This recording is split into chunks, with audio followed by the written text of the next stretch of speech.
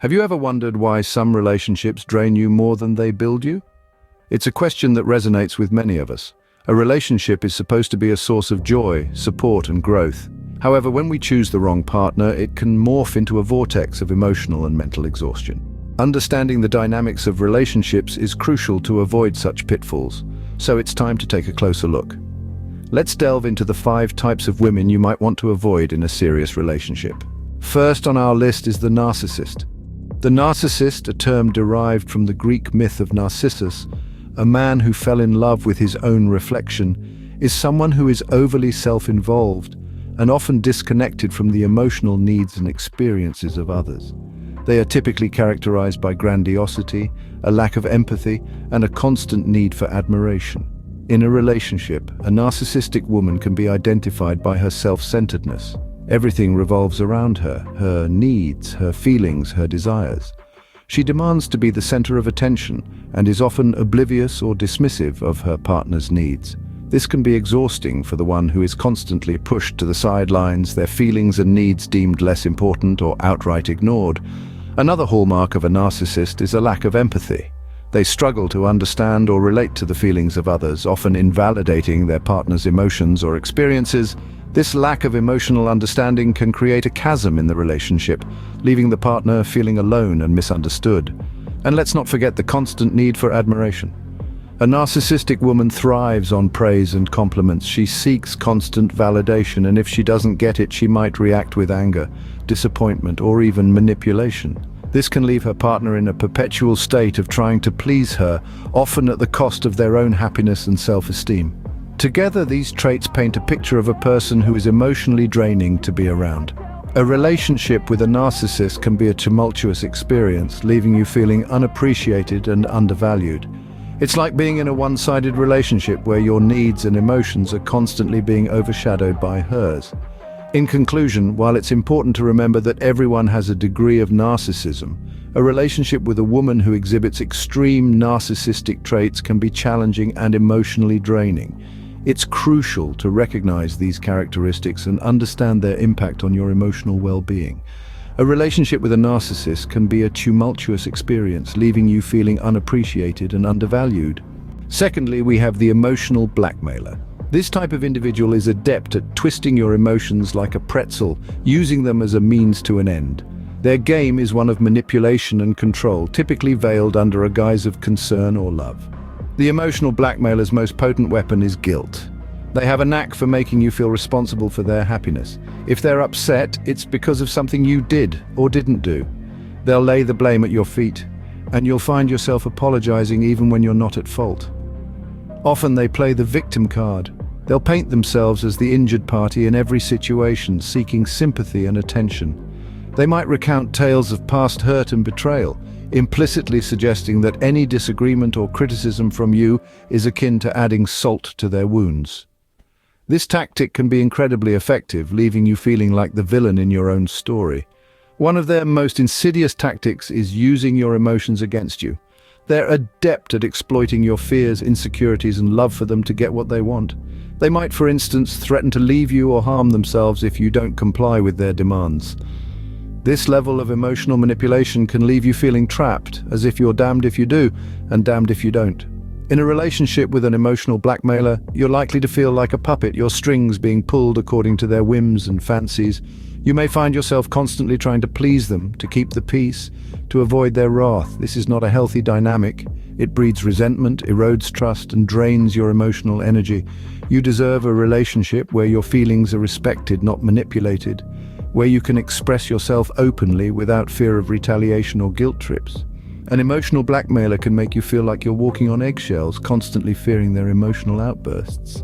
Thirdly, we have the perpetual victim. This is the woman who seems to be perpetually embroiled in one crisis after another. A woman who constantly blames others for her problems and refuses to take responsibility for her actions. In the world of the perpetual victim, nothing is ever her fault. She's always the one being wronged, and she's always the one in need of rescue. Her problems are always someone else's fault, be it her boss, her friends, her family, or even you. If she's late for work, it's because her alarm didn't go off. If she's having a bad day, it's because her friends are being mean to her. If she's unhappy, it's because you're not doing enough to make her happy. This constant blame game can be an exhausting and frustrating experience. You'll find yourself constantly trying to fix her problems, only to be met with more problems and more blame. This is because the perpetual victim doesn't want her problems to be fixed. She thrives on the drama and the attention that her problems bring her. In a relationship, this behavior can lead to a cycle of codependency. You become the rescuer, always there to save the day, while she becomes the victim, always in need of saving. This can create an unhealthy dynamic where your worth and value in the relationship are tied to your ability to fix her problems. But here's the thing, it's not your job to fix her. It's not your job to rescue her from every crisis, real or imagined. It's not your job to shoulder the blame for her problems. Your role in a relationship should be that of a partner, not a savior.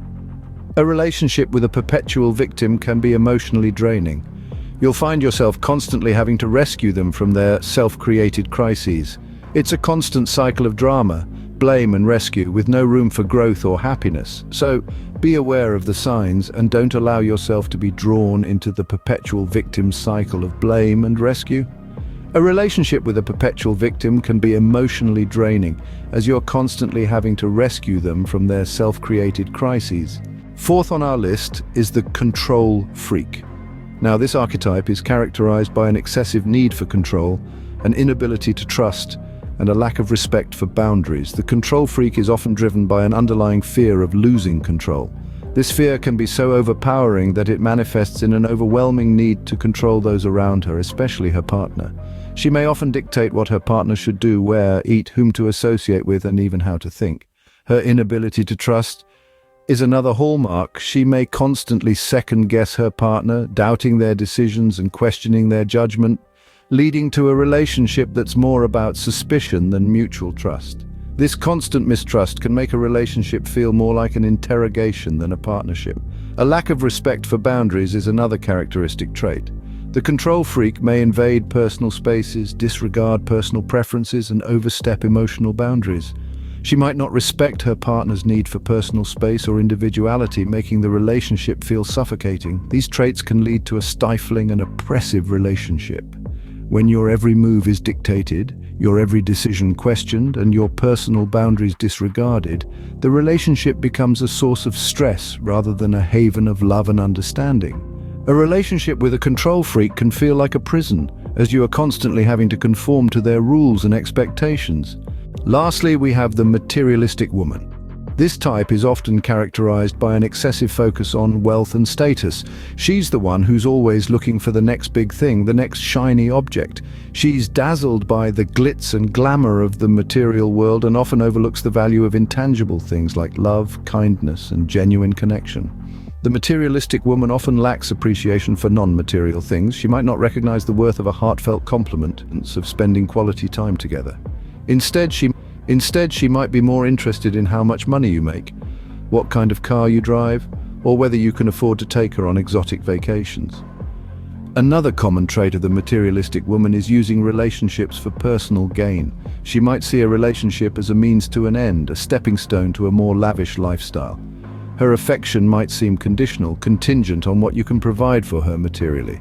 This can lead to a superficial and unfulfilling relationship where you might feel more like a benefactor than a partner. Remember, a balanced relationship involves more than just material assets. It's about mutual respect, shared values, and emotional connection. If you find yourself feeling like your worth is constantly being measured by your financial status, then it might be time to reconsider. A relationship with a materialistic woman can leave you feeling used and unappreciated, as your worth is measured by what you can provide materially. So there you have it, the 5 types of women you might want to avoid in a serious relationship. We've explored the narcissist, the emotional blackmailer, the perpetual victim, the control freak, and the materialistic woman. Each carries the potential for emotional turbulence and turmoil.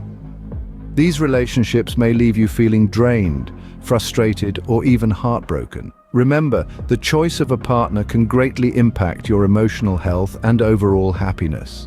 Choose wisely.